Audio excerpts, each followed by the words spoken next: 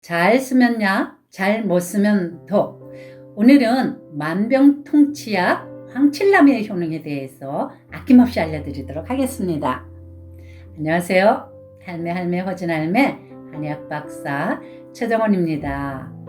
그 유명한 징기스칸이 몽골을 정복하고 황제의 자리에 오르는 데 도움을 줬다는 황칠나무, 황제의 간을 다스렸다는 황칠나무, 다산 정약용 선생께서도 보물 중에 보물이라고 극찬하면서 시까지 남기셨다는 황칠나무. 이 황칠나무가 산삼의 효능을 버금간다고 해서 산삼나무라고도 부릅니다. 그리고 그 학명까지도 만병통치나무라는 뜻으로 학명이 덴드로파낙스 모르디페라입니다. 자, 황칠나무에는 사포닌 성분이 다량 함유되어 있어서 나무에서 인삼 냄새가 납니다. 그래서 산삼나무, 인삼나무라고 부르는 겁니다. 황칠은 너무나 귀한 약재라서요. 옛날에는 궁중에서 밖에는 사용되지 않았던 아주 귀한 약재입니다. 근데 이렇게 귀한 약재가 우리나라에서만 나는 그런 귀한 약재가 중국의 조공수탈로 인해서 우리나라에서 사라질 뻔했습니다. 그런데 황칠나무가 지금 다시 뜨고 있습니다. 세계에서 가장 약성이 좋기로는요, 남해 아닌 보길도와 완도, 또 제주도 쪽 황칠이 아주 약성이 좋은데요. 그 이유로는 미네랄이 풍부한 토양과 밤낮의 기온 차이가 또 심하고 해풍을 맞고 자라서 그래서 약성이 강한 겁니다. 이 황칠나무의 양리적 효능은 정말 만병통치약이라고 할 만큼 어마어마한데요. 약성이 홍삼과 비슷하다고 해서 건강식품기능계에서는 홍삼 대신 황칠을 대신해서 많이 씁니다.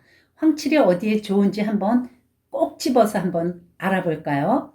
첫 번째, 간 건강인데요. 최고입니다. 자, 베타시토스테롤이라는 성분이 함유되어 있어서요. 간세포 재생시키고요. 간세포를 보호하고 간염, 간경화, 피로회복, 중금속 해독, 숙취 해소 등을 하고요. 두 번째로는 혈액 건강에 좋은데요. 셀레늄 함유로 정혈작용, 혈행 개선, 콜레스테롤 저하, 심혈관 질환에 좋고요. 동맥경화와 심근경색, 고지혈증, 고혈압 개선을 하고 혈장 개선을 합니다. 세 번째로는요, 남성 기력을 강화시키는데 이 황칠이 아주 좋은데요. 신장을 강화시키고 정력을 증강시키고 발기부전, 조리에 도움을 줍니다. 그 다음에는요, 뼈와 관절 효능이 있는데요.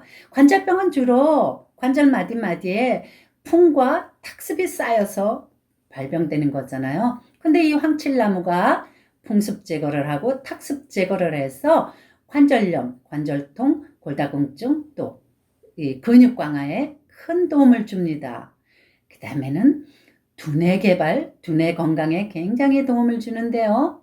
황칠에는 안식향과 큐퍼민이라는 성분이 있습니다. 이것으로 인해서 공부하는 학생들의 뇌를 활성화시키고요. 뇌균형, 심신균형, 자율신경균형에 큰 도움을 주고 신경 안정을 도움을 줍니다.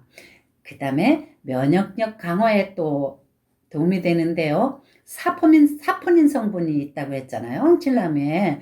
그래서 이 사포닌 성분으로 인해서 항산화, 항암, 면역력 증강으로 각종 암세포 증식을 억제하고 또 뭐 질병으로부터 인체를 보호하는 효능을 합니다. 복용 방법이 아주 중요한데요. 이렇게 정말 효능이 만병통치약인 황칠도 복용을 제대로 해야지 복용을 잘 못하면 안 되겠죠.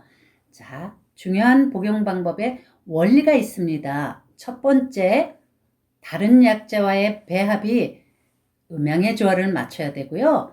두 번째는 장부의 오행의 조화를 맞춰야 됩니다.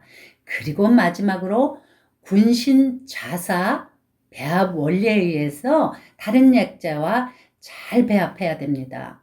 이것을 쉽게 한마디로 다 뭉뚱그려 말하면 꿍짝꿍짝 궁합을 잘 맞춰서 써야 된다는 얘기입니다. 그런데 음양과 오행의 원리는 뭔지 대충 아시겠는데 군신자사의 원리가 뭔지 조금 생소하시죠? 자, 그것을 간단히 좀 설명드리겠습니다. 군약은 임금이 되는 약재라는 뜻입니다. 그래서 주로 주된 효능을 발휘합니다. 그 다음에 신약은 임금인 군약을 보필해주고 보조해주고 강화시켜주는 신화 같은 약재입니다. 그 다음에 좌약은 군약이나 신약이 가지고 있는 약재들의 독성이라든지 부작용을 해소시켜 주는 약이고요. 마지막으로 사약은 모든 배합한 약재들이 잘 원하는 장부로 가서 원하는 효능을 볼 수 있도록 잘 약성을 인도해주고 조화를 시켜주는 그런 기능을 합니다. 그래서 이 군신 좌사의 원리에 의해서 배합을 해야만 좋은 약성을 발휘할 수 있습니다.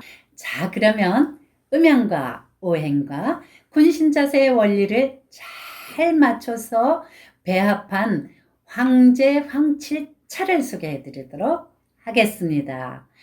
황제 황칠차에 들어가는 첫 번째 약재는 당연히 황칠나무가 되겠죠. 황칠나무는 약성이 양성약입니다. 그리고 임금 노릇을 하는 군약으로서 간 건강, 신장 건강, 혈액 건강, 면역력 증강, 뼈 건강, 뇌 건강 등의 큰 효능을 발휘합니다. 두 번째로 야간문인데요. 야간문은 비수리라고도 하죠. 자, 이 비수리는 신화가 되는 약재로서 임금인 황칠을 군약을 도와서 신장의 양기를 더욱 강화시켜주는 도움을 줍니다. 세 번째로 용한육이 있는데요. 용한육도 신화의 약으로서 기혈 부족에 큰 도움을 줍니다. 그 다음에는 포공형이 있는데요. 포공형은 민들레죠. 흰 민들레가 좋은데요. 포공형은 신화의 약으로서 간 건강 효능을 줍니다. 그 다음에는 금은화가 있는데요. 금은화는 좌약입니다. 그래서 황칠이라든지 야간문들이 갖고 있는 약간의 독성, 황칠이나 야간문들이 큰 독성을 갖고 있지는 않습니다. 그러나 그런 약간의 독성을 완화시켜주고 또 이것들이 잘 자기 효력을 발생하도록 도와줍니다.